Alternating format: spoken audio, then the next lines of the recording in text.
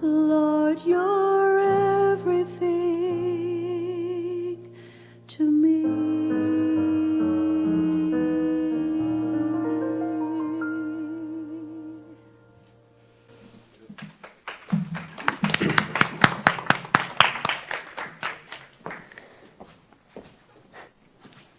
Beautiful, Cheryl. Thank you so much. Gorgeous.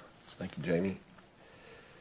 Well, good morning, everyone. Happy Sunday. I'm going to move a little more to the center here. You know, always returning to center.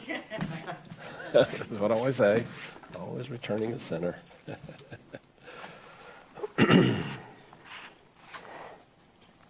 want to read to you to start with a poem from I have to remember the name again. Sorry. This poem is from a well-known Sufi mystic, Rabia. And Rabia actually was one of the predecessors of Rumi and Hafiz. And this one's called "The Sky Gave Me Its Heart." The sky gave me its heart because it knew mine was not large enough to care for the earth the way it did. Why is it we think of God so much? Why is there so much talk about love? When an animal is wounded, no one has to tell it, you need to heal. So naturally, it will nurse itself the best it can. My eye kept telling me something is missing from all I see. So it went in search of the cure. The cure for me was his beauty. The remedy for me was to love. Let me read that last part again. The cure for me was his beauty. The remedy for me was to love.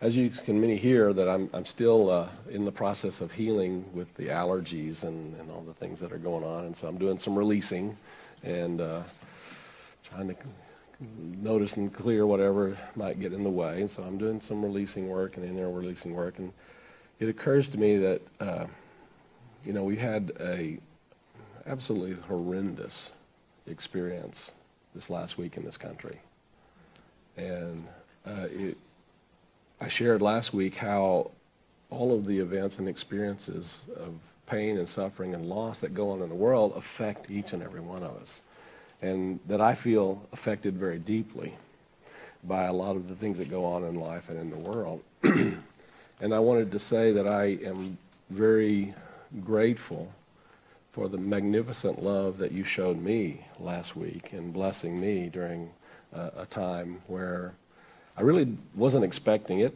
I really wasn't asking for it, but when someone's going to offer to love you, you got to open up to it, right? So I felt a little on the spot. At the same time, I knew that's what I needed to do, was just allow myself to experience and receive your love. For those of you who weren't here last week, after the lesson, everyone came up and gave me a blessing, and I was very moved by that. And so I'm very grateful to you, and very, very grateful for your love and your care and your compassion for me as I do my grieving and healing work and do the work that I need to do to take care of myself as well.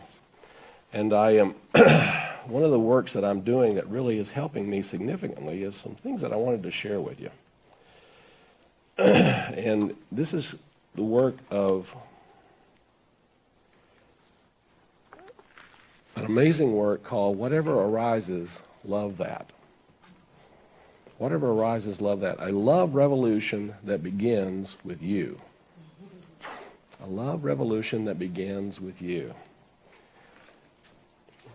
And I want to read to you just a little bit, and then I'm going to have you kind of listen in a meditative way to some of this. It says, as you embrace yourself more sincerely than ever before, you may discover how your own heart has often been the last in line to receive the support and attention that you give to others.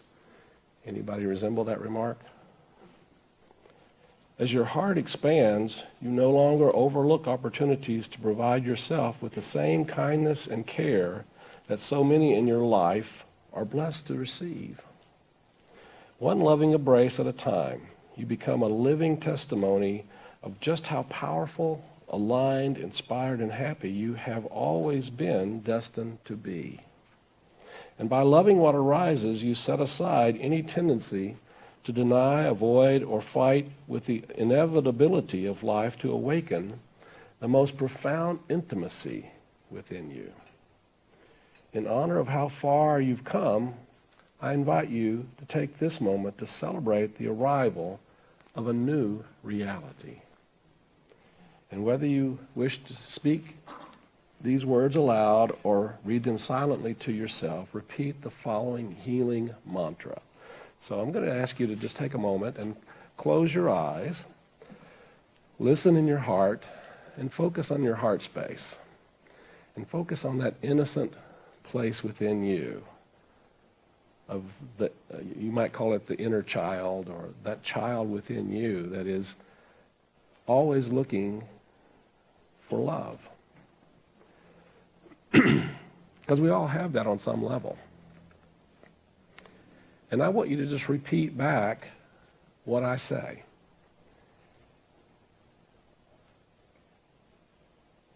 When I am sad, I deserve more love, not less. Together?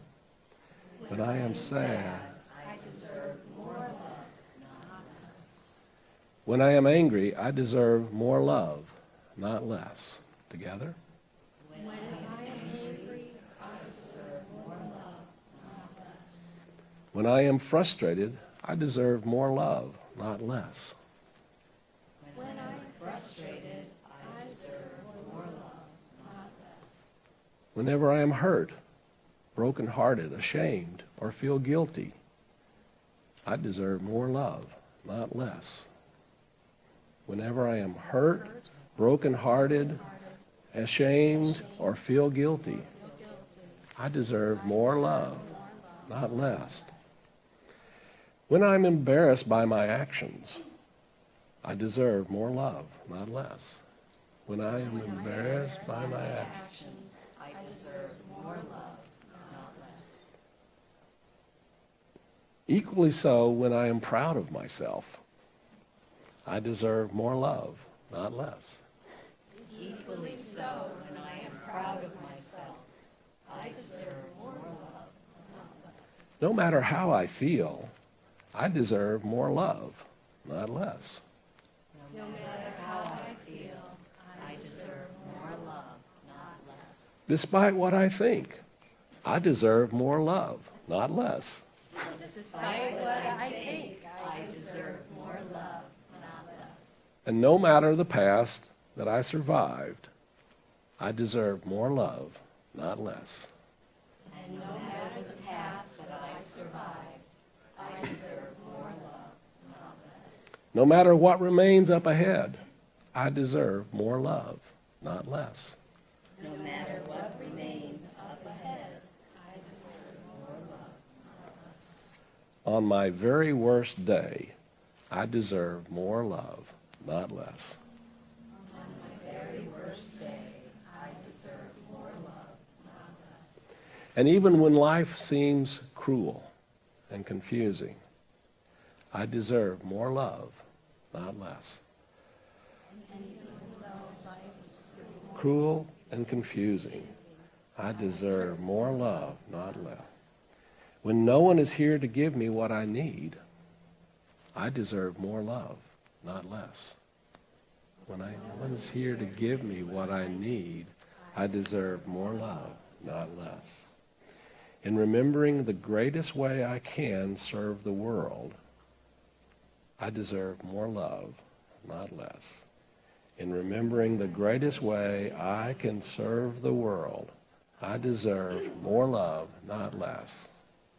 No matter what I'm able to accept, whomever I cannot forgive, or whatever I am unable to love, for whatever reason, I deserve more love, not less.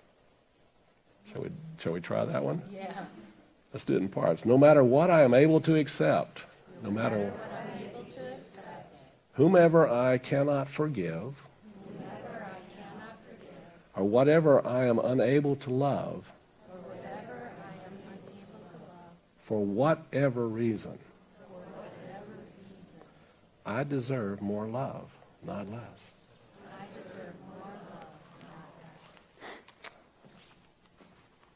How's that for a mantra?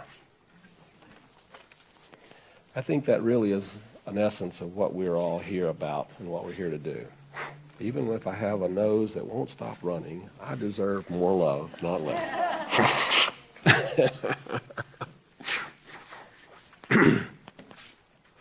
And so, as I was listening to this, it's oftentimes challenging, I think, to remember that the essence of the divine, the essence of our source, the essence of our Father, Mother, is love. Now, in Unity, we talk about the divine having 12 divine qualities, and love is one of those. But I can say that without that one ingredient, all the other qualities don't matter. If you don't really have love, then faith really is kind of irrelevant. If you don't really have love, you really don't have wisdom. It's not there. If you don't have love, you don't have strength. If you don't have love, you don't have power.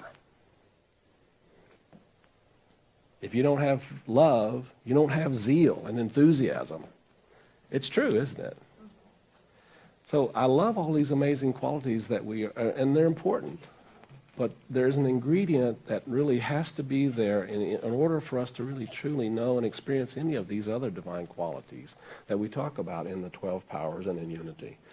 And so one of the most important things for us to do is to learn how to be a part of and master that energy and that consciousness of love. And the thing that I'm getting this week is to learn to love that part of ourselves that doesn't know how to do that. Because there's a part of me that doesn't know how to love some of the things that I see and experience in the world. And that's the reality of it. That's the truth. I'm open to it. I'm open to the possibility.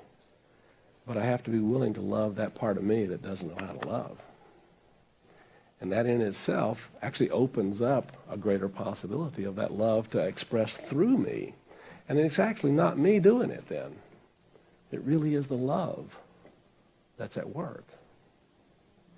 And if we allow that love to work, it's amazing how not only are we transformed, but we become instruments of that transformation. And we allow things to work through us that perhaps we had not figured out how to do, and what needed to happen, and what we're supposed to be doing, and how we can create a different place and a different world.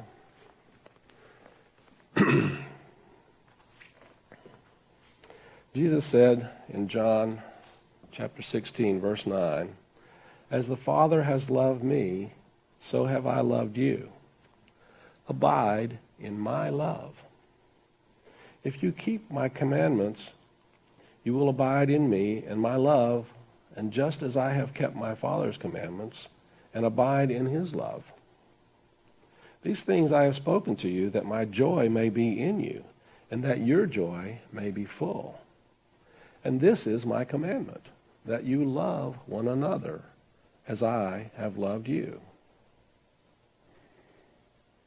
Greater love has no man than this, that man lay down his life for his friends.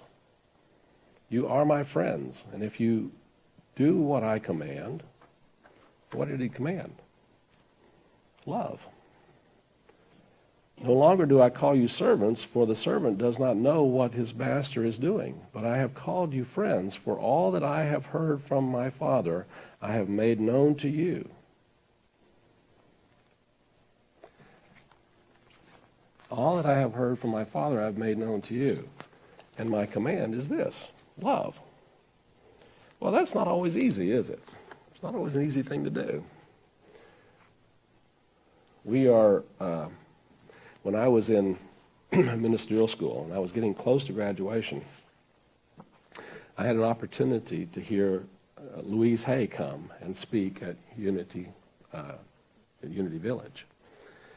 And I was really in a place where I was still praying about and listening to what it is the essence of my ministry was to be. I was writing my credo paper. Funny, anybody know what a credo paper is? Credo, the word credo means I believe. And I know Belinda certainly does, because she's probably still in that process.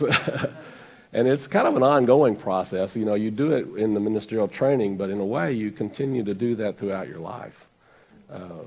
And credo really simply means I believe. And you write down what it is that you, on a deep level, truly believe.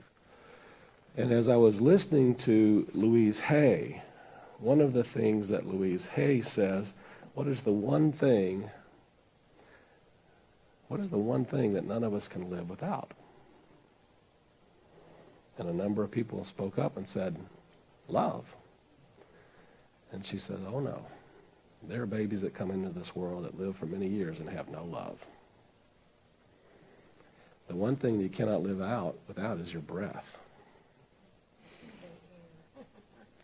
And so you do have to breathe. But she went on to say that, but unless you are in a place where you begin to learn to love yourself and learn all that you need to do to learn to love who this being is that's come into this physical form, the breath that you breathe will eventually die out. And so unless we really do learn this process of loving the self, then we actually become empty shells. And we become breathless. Breathless. In Hawaii, they have a term called hale. You ever heard the term hale? The word hale simply means one who prays without breath. It's not necessarily a complimentary term, by the way. But one of the things that happened, of course, is that the missionaries came into Hawaii and tried to teach them how to pray. The right way, right? And what they got was that in Hawaii, they breathe in their prayers. They breathe through their prayers, and they breathe life into them. And when they pray, they really do a lot of breath work. And they saw these missionaries coming in that were very stiff and very, and it just made no sense to them. How can you pray without breathing? You don't breathe life into your prayers. So you and I are here to breathe life into our prayers, and the key element to breathing life into our prayers is to allowing that energy of love to flow into our prayers and to flow through them. And to be able to accept those parts of ourselves that sometimes we have difficulty accepting. After hearing the horrendous news last week, and Julie and I needed something a little bit lighter to kind of keep centered and focused and do something different. And so we were watching some TV, and we thought, well, let's watch a movie, and we didn't know what to watch, but we decided we were going to watch Beauty and the Beast. And how many of you seen the latest version of Beauty and the Beast? I have to say, I was pretty impressed. That was actually very well done. But I was also thinking about the metaphysics, in many ways, of Beauty and the Beast. And one of my ministerial classmates did a wonderful series of lessons on the Beauty and the Beast. Because the reality is the Beauty and the Beast is something that resides within each and every one of us. I know at different times in that, Julie and I had the opportunity to see Beauty and the Beast on Broadway, and I was really very moved by it. And I realized that on some level, and I know every man feels this, but I think every woman does on some level also, is that all of us have within us a beast. And the way that the beast is transformed is by loving and being loved. By loving and being loved. That's how the beast in us is transformed. Do you realize that? We all have a beast within us. Kind of hairy and gnarly looking, kind of clumsy and sloppy, and always doing things that messing something up, and being gruff or not being present, or there's just all kinds of ways that we judge ourselves for not being who we think we're supposed to be, for not being the beauty, for that matter. Now, the truth of the matter is we all have the beauty within us also. I look out here and I see beauty. Belle. I see Belle everywhere. And I also know that every one of us also has the beast within us. I thought the story was kind of interesting also because the one that turned out to be the real beast was Gaston, who was the one who was out to kill the beast, right? And so that tells me something also, in that we're not here to try and kill the beast. The beast doesn't need to be killed. Because the reality is you're killing off sort of yourself if you try to kill off that part of you that you don't accept or like or love. Do you realize that? Carl Jung called it our shadow, of course. The beast is basically our shadow. And if we try to kill off our shadow, we're actually killing off a part of ourselves that actually gives us energy and gives us power. And so we don't kill it off. We learn to let it be transformed. As Paul said, transformed by the renewing of our mind. This part of us is transformed by changing our viewpoint and the way we look at things and the way we see that part of ourselves, and by learning to love even, yes, those parts of ourselves that we find difficulty in loving. Well, that's really, I think, a good thing and profound. However, how do we do that when it's really, we think that there's something out there that we can't love? Anybody know what I'm talking about? Is there anything out there that you have difficulty loving? Let me read to you from Don Miguel Ruiz. How many of you are familiar with the Four Agreements? Well, this is another work of Don Miguel Ruiz called The Mastery of Love.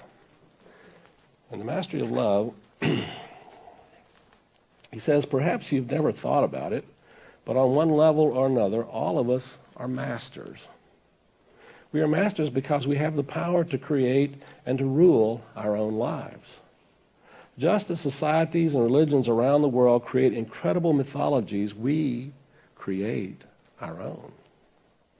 Our personal mythology is populated by heroes and villains, angels and demons, kings and commoners. We create an entire population in our mind, including multiple personalities of ourselves. What do you mean by that? Oh, nothing, don't worry. Good. Just read. Okay. Then we master the image we are going to use in certain circumstances. We become artists of pretending and projecting our images, and we master whatever we believe we are. And when we meet other people, we classify them right away and assign them a role in our lives. We create an image for others according to what we believe they are. And we do the same thing with everyone and everything around us. Did you know you were a master? We are masters. We are masters at creating the drama in our lives. We're masters at creating the joy in our lives as well. And I think it's important for us to remember that we do that by what we're putting our focus and our attention on primarily. And so when we focus on parts of ourselves that we have difficulty loving, one of the things that happens is that part of ourselves hides. It runs away. You know that? There's a part of us that we don't accept. Well, if you're not going to accept me, I'm going to go hide. I'm going to hang out somewhere else. And then it runs down into our subconscious mind. But it doesn't stop running there. Because then it runs back out again on somebody else's face. And it pops up in all kinds of places. And we see those places and those things within our friends, our neighbors, our partners, our coworkers, or we see them way off somewhere else. Don't we? And we think we have to somehow punish or do something to control or do something to make wrong. And that only makes that part of us run even more. And so the only way out of this dilemma, the only way out of this circle, is to learn how to love. And to truly only love, and love even those parts of ourselves that have no clue how to do that. You have a clue how to do it? I think most of us don't. Because that's our mind trying to figure it out, right? And so it really is a matter of surrendering. It's a matter of simply letting go and allowing love to be love in me. There's a wonderful saying, I let God be God in me. And if I translate that into knowing that God is love, it really works to simply let love be love in me. Let's say that together. I let love be love in me. Together? I let love be love in me. I let love be love through me. I let love be love through me. I let love be love in and through me. I let love be love in and through me. Seems to me like that's our work. That's our work here. Especially when we don't know what else to do. But what if we did that even if we did know what else to do? What if we did that and did whatever we were being directed and guided to do through that energy of love, through that energy of the heart, through that energy of compassion, through that energy of surrender, through that energy of letting go and trusting and knowing that there's something greater than our own understanding and our own capacity, for that matter, of understanding. What would this world be like if we all did that? What would it be like? What would your own individual world be like? What would you be creating more of? More love, wouldn't you? So that's my lesson for the week. Probably the rest of my life. And that's our homework. That's our homework. Let's move into our meditation time. So take a nice deep breath as we move into our meditation time. And our meditation is from the work of Matt Kahn, Whatever Arises, Love That.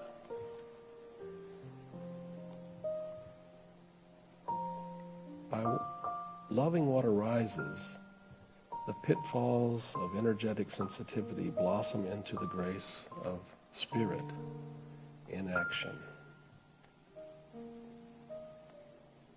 And as you become an anchor of heart-centered consciousness, seeds of transformation are planted in every corner of existence. And so on behalf of the universe, I welcome you to home, to a space you never left, to reveal an eternal kingdom that has always existed within you. And as this new reality dawns, a timeless truth echoes throughout all dimensions to gently remind you. In every breath I take, love is always here.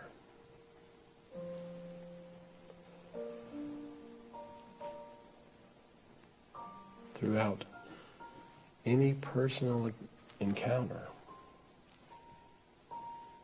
love is always here.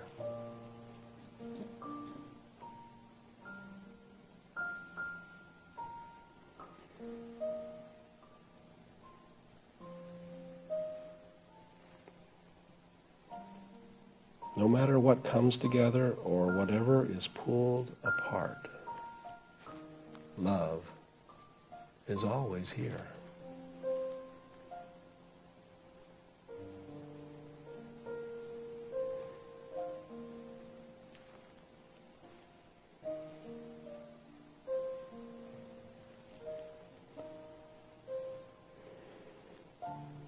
In my greatest moment of achievement, or even in my darkest hour of uncertainty, love is always here.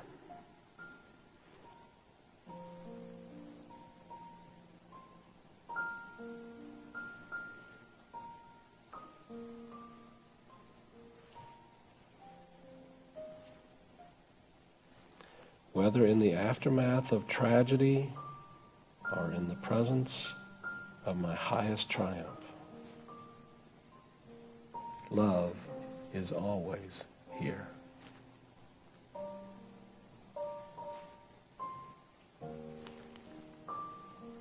When life is flowing, inspired, and harmonious, and even if it's frustrating, annoying, and painful, or inconvenient, love is always here.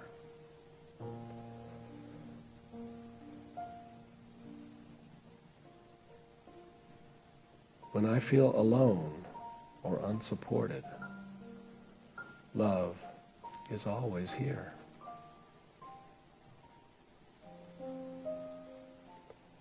No matter what I understand and despite what I have yet to figure out, love is always here.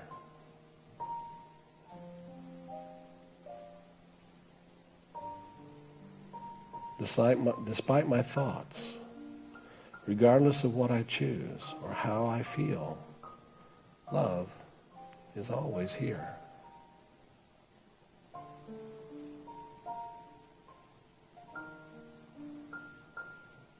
No matter what has been done to me, or whatever I believe I've done to others, love is always here.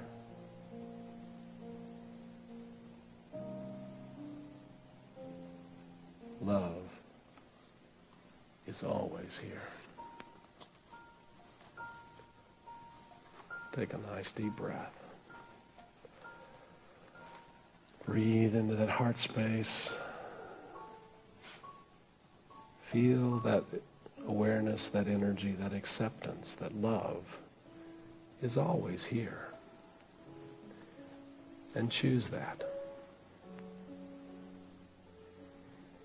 Whatever arises,